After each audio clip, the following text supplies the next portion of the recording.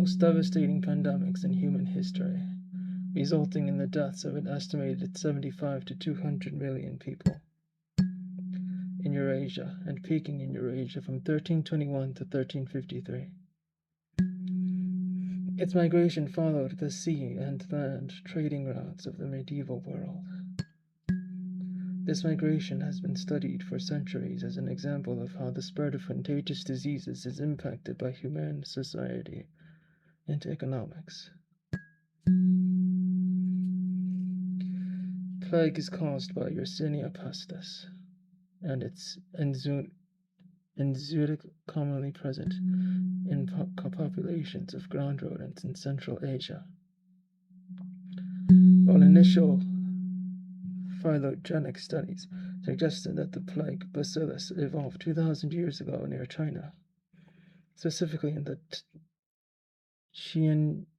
Tianshan Mountains on the border between modern China and Kyrgyzstan.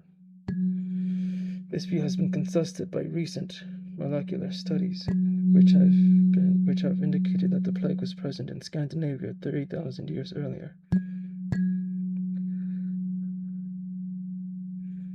Likewise, the immediate origins of the Black Death are also uncertain.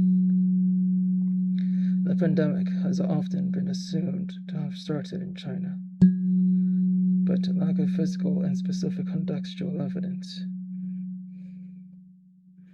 for it in 14th century China results in disputes on the origin to this day. Other theories of origin place the first cases in the steppes of Central Asia or the Near East. Historians Michael W. Dodds and O. Benedicto argue that the historical evidence concerning epidemics in the Mediterranean, specifically the plague of Justinian, point to a probability that the Black Plague originated in Central Asia, where it then became entrenched among the rodent population.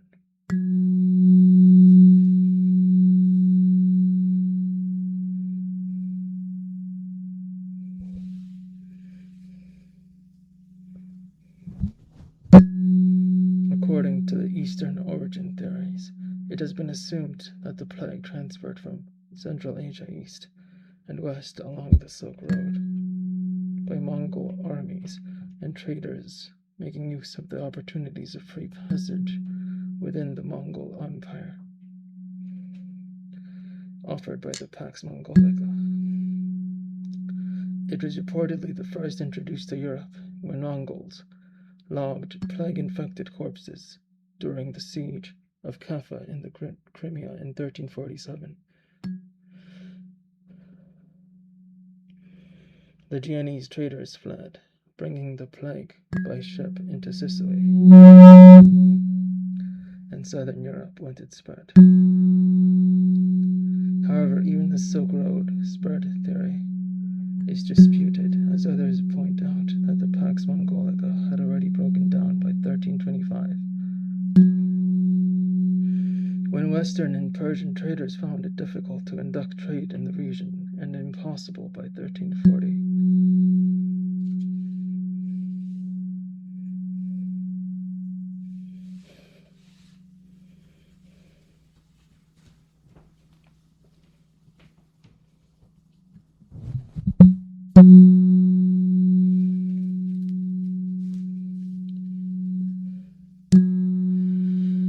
Regardless of its origin, it is clear that several pre-existing conditions such as war, famine, and weather contributed to the severity of the Black Plague in China. The 13th century Mongol conquest disrupted farming and trading and led to widespread famine. The population dropped from approximately 120 to 60 million. In Northern Europe, new technological innovations, such as the heavy plow and the three-field system, were not as effective in clearing new fields were harvested as they were in the Mediterranean because the earth had poor clay-like soil. Food shortages and skyrocketing prices were a fact of life for as much as a century before the plague. Wheat, oats, hay, and consequently livestock were all in short supply, and their scarcity resulted in hunger and malnutrition. The result was a mounting human vulnerability to disease due to weakened immune systems.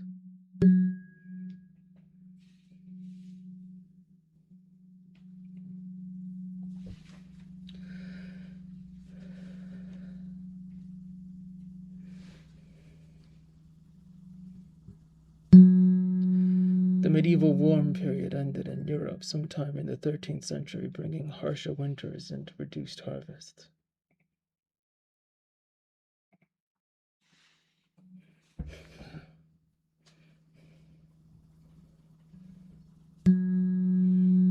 Heavy rains in late 1314 began several years of cold and wet winters.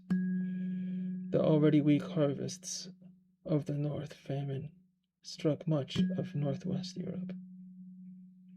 The famine came about as the result of a large population growth in the previous centuries, with the result that, in the early 14th century, the population exceeded the number that could be sustained by farming.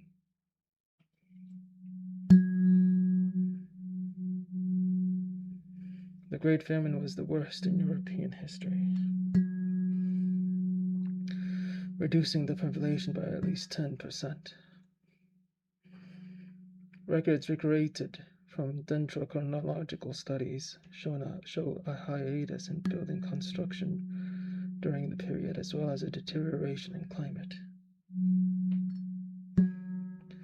This was the economic and social situation in which the predictor of the coming disaster, a typhoid epidemic, emerged.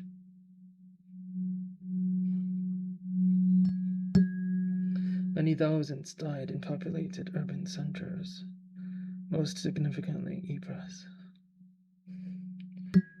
In 1318, a pestilence of unknown origin, sometimes identified as anthrax, affected the animals of Europe, notably sheep and cattle, further reducing the food supply and income of the peasantry.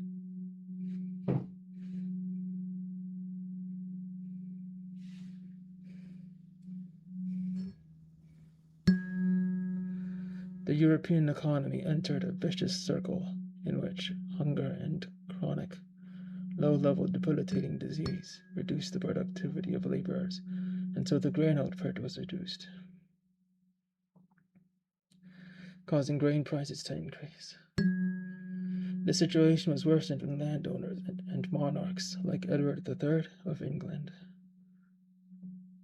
and Philip VI of France, out of the fear that their comparatively high standards of living would decline, raised the fines and rents of their tenants.